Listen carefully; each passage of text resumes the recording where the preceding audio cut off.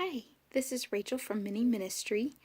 Wanted to talk to you today about, going to break the mold a little bit and talk to you about something today. I was reading an article that said the number 2 reason most people get divorced has to do with money, issues with money, misuse of money, distrust of the use of money, things of that nature. And it got me really thinking about why money is such a big reason for divorce. I think the biggest reason money comes between marriages is many things. For one, it's not your money. It is our money.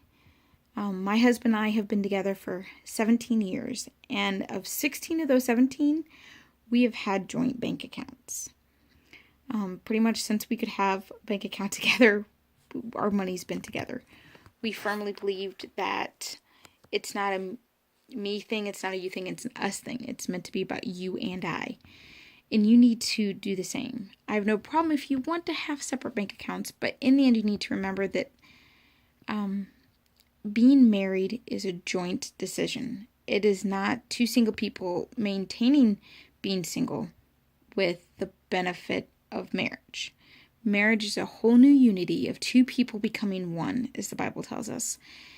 And so when two things become one, more than just your addresses change. You more than just unite two houses into one.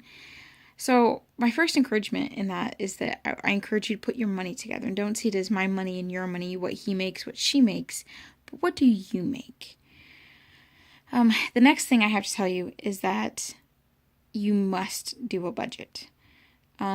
We didn't do a budget for years, and I can assure you that is probably the number one place where I went wrong, because I never told my money where to go. My money was telling me where to go. One of the greatest things is finding resources that back up what you believe. I would encourage you to read anything by Dave Ramsey is awesome, but especially The Total Money Makeover. If you cannot afford to take his class, he does offer a class called Financial Peace University. A lot of churches teach it, community centers, things like that. You can also buy the set online. But if you're like my husband and I, we just one day, I walked into Borders. My husband had heard about Dave on a podcast. And he calls me and he says, "Hey, can you look into this guy's book at the library or something? I want to know if it would be helpful." And I said, okay, I love to read, so I'm like, sure. So I actually went into Barnes & Noble.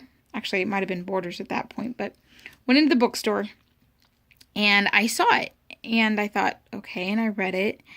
I thought, this is kind of interesting. So I purchased the book. I read it. Didn't take me. It's not an overly in-depth read. It was really good.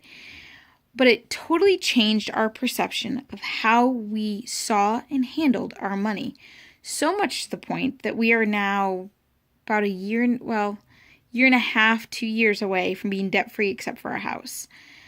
I know countless people who've gone through the program who have similar debt-free stories. If you've ever listened to a Dave podcast, you've heard debt-free screams, you've heard people in massive amounts of stupidity. I cannot tell you enough how important it is to have a handle on your money, really whether you're single or married, because managing your money says so much about you. We live in a country that really kind of glorifies debt. Get this nice new car. You can get it at 2.8% and zero money down. You can drive away today. Only 5 years of payments. You can even, you can get a computer and you can put that, you cannot go into a store without being bombarded by credit offers. I go into Sears occasionally, and I'll buy something, and I go to the checkout, and they're like, "Would you apply for a Sears card? It could save you $5.85 on today's purchase." And I'm like, "Nope, I'll just pay with cash." And it amazes me how many people get those cards and they're like, "Oh, well, I'll just go in and I'll pay it off right away." And that may be, and you could be, very right. You could go pay it off right away. But if history tells us anything, it's that the best predictor of the future is in our past. And I don't know about you, but there's a lot of times I say I'm going to do something and I don't. I think I'm gonna take out the trash and I forget, and it might, I don't do it till a day or two later, and then I'm frustrated. I'm gonna do this, I'm gonna do A, B, and C, but I never get to it, and it just adds to frustration. Well, in the financial world, your frustration adds to more debt and to interest and to a lot of other implications. So I implore you, single, married, men, women, get a hold of your finances, especially as a married couple. Sit down, make a budget together, and tell your money where it goes. And be completely honest about your purchases. Even though my husband and I have a great communication relationship, but he'll call me. He'll say, "Hey, honey, my headset broke. I need a new headset. Can I get this? And how can I pay for it? Can I use the debit card?" And some people see that as a weakness. Oh, he's the man. He makes the money. He shouldn't have to do that. But actually, it's highly respectful, and I really respect that he does this because of two things. For one, I'm the one who does the finances. I'm the one who pays the bills. I know what's left. I know where all of our money is. But for two, he needs to know where our money is. Don't think that just because the opposite person's the one who pays the bills and takes care of things, that you don't have to be involved. It's quite the opposite. You both should be involved. Know where your money goes, know how much the other person makes, and logically know how much is available at the end of the month. Stick to a budget. Use all the tools that Dave offers for you on his website.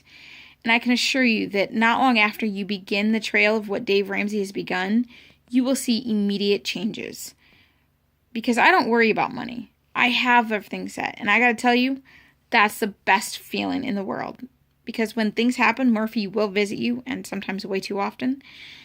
It's more of an inconvenience than a disruption of your life. Because you have the money, you can pay for it. So pick up his book, pray about it, read it with your spouse, make a budget, and stick to your plan. Because I don't want any of you to get divorced strictly because of something that can easily be fixed. You guys have a blessed day. See you soon.